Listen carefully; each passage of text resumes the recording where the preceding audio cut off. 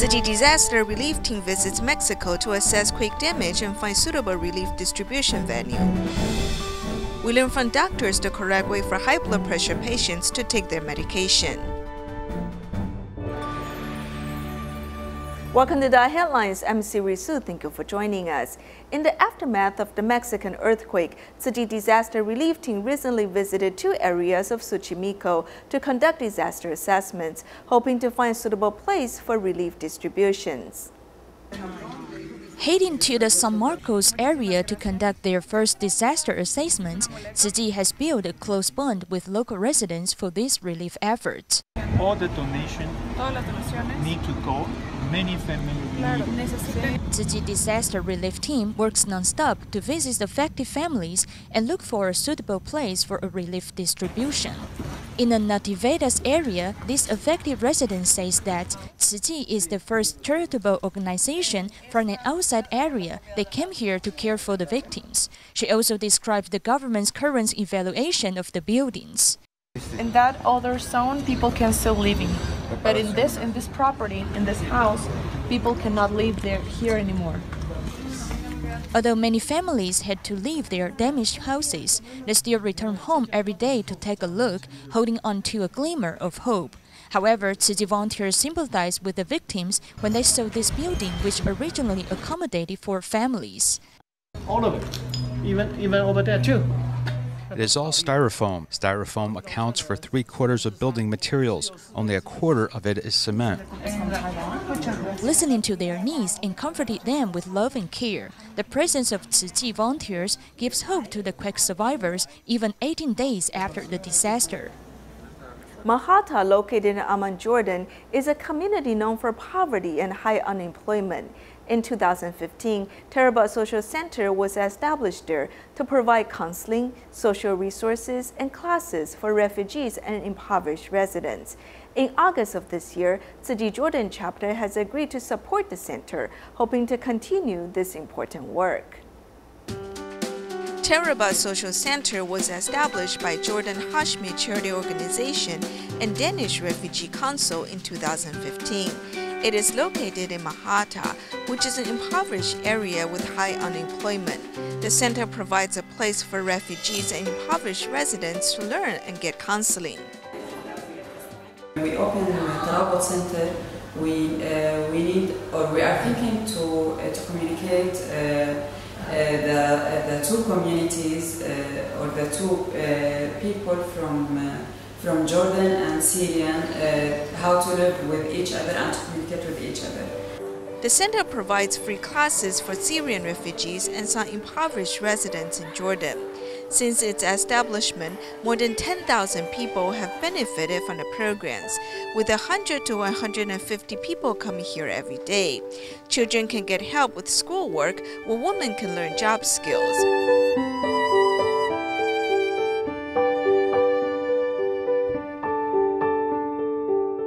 Since the center's partnership with Danish Refugee Council ended in July of 2017, Hashmi Charity Organization has invited Tzu Chi Jordan chapter to join them in sponsoring the center. They hope to lift people out of poverty and conflict through education. In Taiwan, Tzu Chi recently mobilized volunteers to help 3 families that had experienced different hardship. In Taichung, the volunteers not only help a stroke sufferer move, but also help a solitary man return to his hometown. Meanwhile, in Yilan, the volunteers help a senior who lost her daughter and grandson in a big fire to clean up the devastated home. These volunteers do not care about their holidays, but they only care about what assistance the residents need.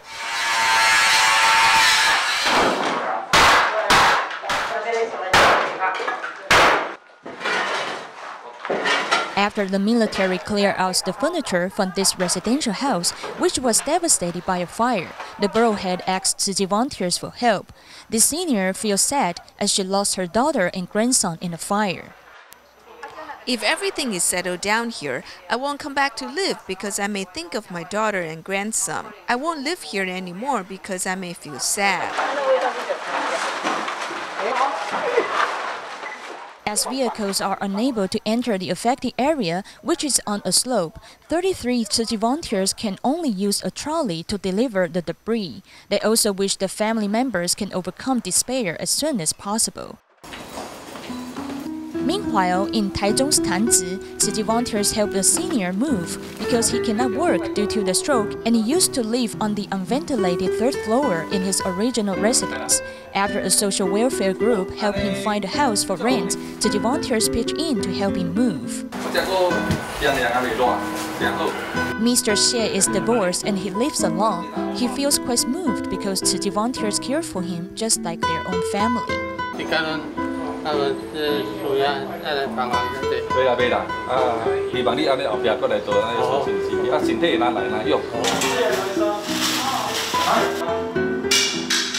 Another senior who is nearly 60 years old is also divorced. His children live with his father in Yunlin and he lives alone in Taichung. We hope he can return to his hometown so that the father and son can take care of each other. There's no one to take care of him here, so if he encounters some dangers, no one can help him. After the volunteers' persuasion, Mr. Zhou finally decided to return to Yunlin. After he moved back to his hometown, the volunteer helped him clean up the residence. In addition to carefully wiping the doors and windows, the volunteers also clean the bathroom so that they can give back the landlord a clean house. With the volunteers' help, Mr. Zhou can finally return to his hometown to accompany his father and reunite with his family. In Nantou, Taiwan, a high school teacher recalled that back in elementary school, many of her classmates bullied someone while she acted as a bystander.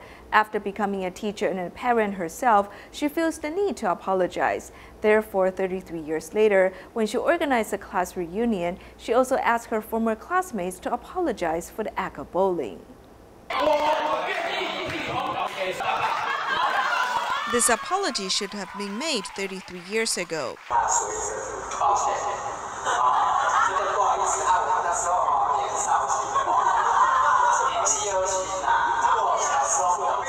Back in 6th grade, many classmates bullied a female classmate. Having stood by and watched the incident, Lai Xiangjun feels guilty about it. I was a bystander. Back then, I was young and I lacked the strength to speak out. But afterwards, I feel very guilty about this. These former students are now parents and have come to understand the seriousness of bullying.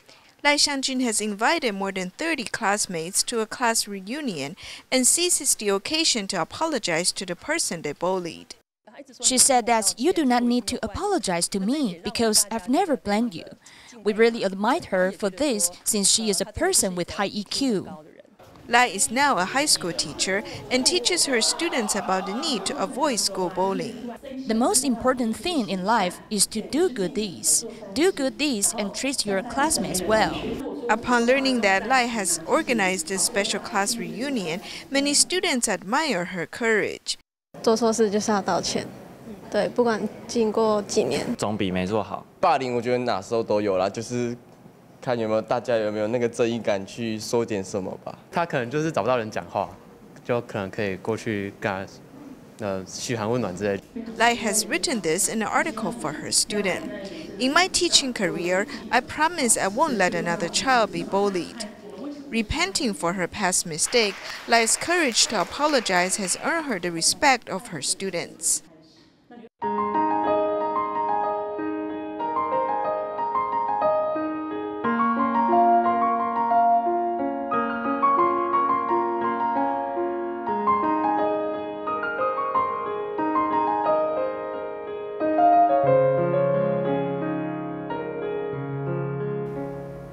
In Taiwan, Tima's Northern Chapter used the National Day holidays to care for solitary seniors who live in mountainous areas of Sanzhi Shimen.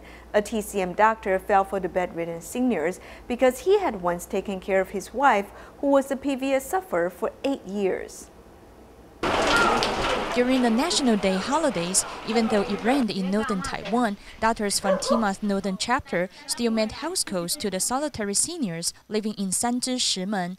I Dr. Yu Jianzhang brings medical tools along with the application on the mobile phone to examine the patient's eyes. This senior who has dry eye problems doesn't talk much, so Dr. Yu listens to her needs carefully.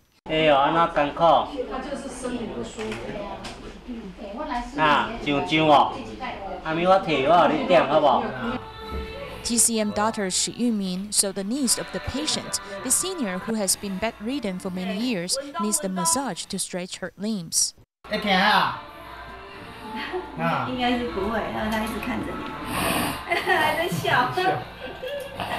He can understand the patients because this is also his personal experience.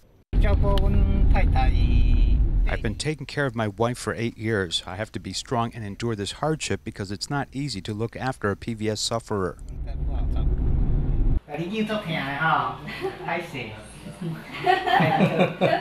In addition to treating the patient's ailments, the doctors also give them spiritual support by opening up their hearts. The doctor's encouragement is the best medication for the senior who tries his best to stand up. This medical team go through the mountainous areas and walk along the path to carry out their medical mission as they personally deliver love and care for those in need. At present, there are about 600,000 foreign laborers who live and work in Taiwan. Living overseas, they may fear seeing a doctor because of the cost. For this reason, TIMA has been hosting regular free clinics for foreign laborers. The first such clinic was held in 2003 in Taipei.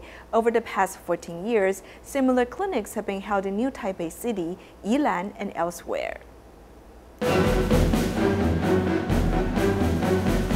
It's not yet 7 o'clock, and Tzu Chi volunteers are already at the Donggang Fishermen's Association, where they erect tents outside the main entrance and begin moving in medical equipment, medicine, and other equipment. Volunteers have turned this location into a professional clinic held twice a year since 2014 through cooperation between TIMA members in Kaohsiung and Pingdong. Once every 6 months for the past 4 years, we have had this clinic for foreign fishermen to ensure their health. Health care for foreign fishermen from different countries is beginning to overcome language barriers. Physicians have difficulties understanding the needs of these patients, and the patient may not know what the physician is saying. So we need to have some 10 to 15 volunteer translators on hand. If Tzu Chi can do this event to check the health of fishermen and not charge any money, then I really wanted to thank them. If they didn't do this health check, then they wouldn't know what is ailing them, and they may randomly buy and consume medicine. Every time we come here, it's like a learning journey. Indonesians, Filipinos, and Taiwanese all want to care for these friends. Foreign fishermen spend years at sea and they will inevitably fall sick. Because they have no health insurance, they don't dare see a doctor. Now that they have a professional health check with trained professionals, they may be able to fight off some homesickness. Although I had nothing wrong, I came here for a health exam, which helps put me at ease. Going aboard with the owner of this boat, we see that these foreign fishermen work and live in narrow and crowded cabins.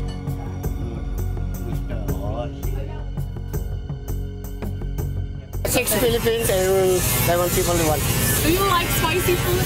Yeah. You like? Alright. Spice. Most of the time, their liver is abnormal because of high cholesterol part of kidney stones. We're guarding their health and want them to feel that here is a second home for them.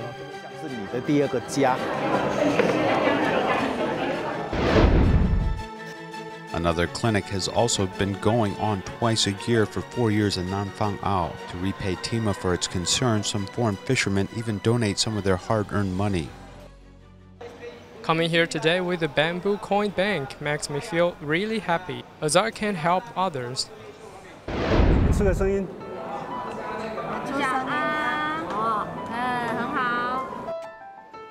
Starting from May 2009, Nanto's Immigration Office has been hosting monthly free clinics offering dental services, ophthalmology, gynecology, internal medicine, including ultrasound. We come to this clinic to show our care and learn about what types of help they need. When they go home, they even keep in contact with local Tzu Chi brothers and sisters. What we can do is try to relieve the pain so that they can have a better memory of their time here. As early as 2003, TIMA's Northern Chapter held free medical clinics at Taipei Main Station at least 5 times a year. And throughout Taiwan, some 221 such clinics have been held, showing TIMA's concern for foreign workers, allowing them to feel comfortable in their second home. According to a survey by the Health Promotion Administration, more than 24% of people who are over 18 years old, or 4.62 million people in Taiwan, have hypertension. But many patients worry that if they start taking medicine, they'll end up taking more of it, or they're concerned that large dosage of medicine will cause harms to their bodies. Here's a report to clarify the worries. Hypertension can cause problems to one's blood vessels. Without proper treatment, it will cause more serious harms to our body. If the inner walls of a blood vessel are under stress for hypertension for a long time, it will cause the blood vessel to harden. And in 5 to 10 years, it will cause problems to the kidneys and cardiovascular diseases such as stenosis, which includes myocardial infarction or stroke. One of the reasons that patients do not seek treatment for it is because they believe that once they start taking antihypertensive medicine, they will increase the dosage and that will affect their kidneys. Take Xu Sangjing, for example. 5 years ago, he was found to have hypertension, but he did not seek the treatment at once. Eventually, his symptoms became worse, that the systolic blood pressure became 60% over the standard figure and came up to 200. To be frank about it, I couldn't feel anything wrong about myself. To put it simply, I was afraid of facing it. If I could avoid it, I would try to avoid it. And to a certain extent, I wouldn't want to measure the blood pressure either. The elderly tend to fear that taking the medicine will end up having to undergo dialysis, but we often see people unwilling to treat their hypertension or diabetes and eventually cause harm to the blood vessels in the kidneys, and in the end they must undergo dialysis. Taking the medicine is to stabilize the blood pressure, but some patients suffer from dry cough, dizziness, edema, palpitations, or hypertension after they start taking the medicine. Then they should talk to the doctor about what to do instead of stopping the medicine. If they forget to take the medicine, they can take one at the midpoint of an interval before the next time they take the medicine. Otherwise, they should not take it to avoid the overlap of dosage. If the medicine is to be taken once a day, you don't need to worry if you forget once. Besides, fruits like grapefruits and oranges have effects on the metabolism of these medicines. And the medicine is an element called furanocoumarins. It can affect the metabolism of the antihypertensive drug in the liver. If you take medicines such as Norvasc and also grapefruit or pomelo, the fruit will increase the concentration of medicine in the blood. To stabilize the blood pressure, many people will also take antihypertensive dietary supplements, but they must also watch out the contents of these supplements to avoid lowering the blood pressure too much or counter the effects of their medicines. Dietary supplements containing potassium, calcium, or magnesium can stabilize the blood pressure, but it can cause hyperkalemia with some medicine. In addition, the omega-3 or monascas can stabilize the blood pressure, but they can interact with any antihypertensive medicine. Furthermore, Chinese herbs such as ephedra can counter the antihypertensive drug. If you are taking any Chinese or Western medicine and also any dietary supplement, you must consult a pharmacist first to protect yourself. Ten Suk Leong is a Tzu Chi volunteer from Kedah, Malaysia, and she's a water conservation expert. She keeps her family's monthly water consumption within the minimum consumption stipulated by local Water Resource Bureau. There are 4 buckets here.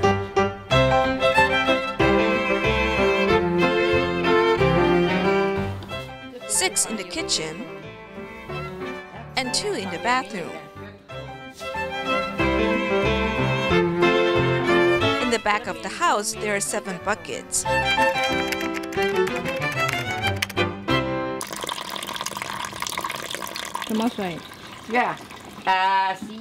This is the water that I use to wash clothes. After the water is pumped out, it will be collected in the bucket. Seeing the water flow out, I feel sad, so I don't want to waste it. My grandfather told me that if we don't save water, we'll become cats that play with water. Tom Seo-Lon is 65 years old and she is a housewife. In the meantime, she is also a water conservation expert. We're a family of 4. However, the cost of our water consumption will never exceed the provision of 6 Malaysia ringgits. Whether we use the water or not, the price will always be 6 ringgits, which is the minimum consumption. In the past, she experienced a very difficult life as she had to raise 5 children and she faced a lot of economic pressure. She ran a noodle stove to get through this tough time. Now all of her children have successful careers. Recently, she donated the money she had earned in the name of her husband to do good deeds. I want to say thank you to her. She saved the money for me to do good deeds. I didn't think so much, as I only want to do something to help less fortunate people. Extreme climate change is threatening many of the crops that we depend upon. This has led some to raise crops that are more drought resistant. Taiwan's indigenous people may have a solution. More than 20 years ago, Wu Xueyue wanted to preserve traditional Amis tribal culture, so she received some seeds for wild vegetables from elders. She found they were suitable for the environments that are dry and hot and are quite hardy. Even if it's hot, this fireweed grows. It grows almost year-round and can be harvested 4 times a year. It tastes silky and tender, just like sweet potato vine. Ms. Wu says this wild vegetable mai tastes good and is easy to plant.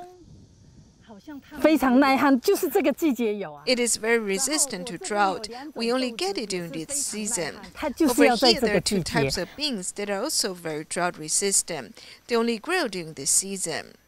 Hualien District Agricultural Improvement Station established an Indigenous Peoples Agricultural Research Office in 2015. It currently retains 280 kinds of indigenous crop seeds for breeding and cultivation purposes. Also learned that these crops are very adaptable to the local environment. These wild native crops can resist climate change as their potential performance is quite promising. The first thing we need to do is to collect the seeds for breeding. These crops that can resist heat and don't need a lot of water are best suited to resisting climate change and should be considered an alternative food crop. It's very strong and good for cultivation, as you just have to put a mature branch into the ground here and a new plant will sprout up. Climate change is becoming more and more intense, and drought-resistant native crops may be the key to ensuring Taiwan can avert a food shortage. In Canada, Tzu Chi volunteers have been giving out scholarships to impoverished students in Lanli, in addition to sponsoring them to join camps. At the recent scholarship distribution ceremony, students talk about how they've grown from attending the camps. We'll leave you with these images. Thank you for joining us. Goodbye.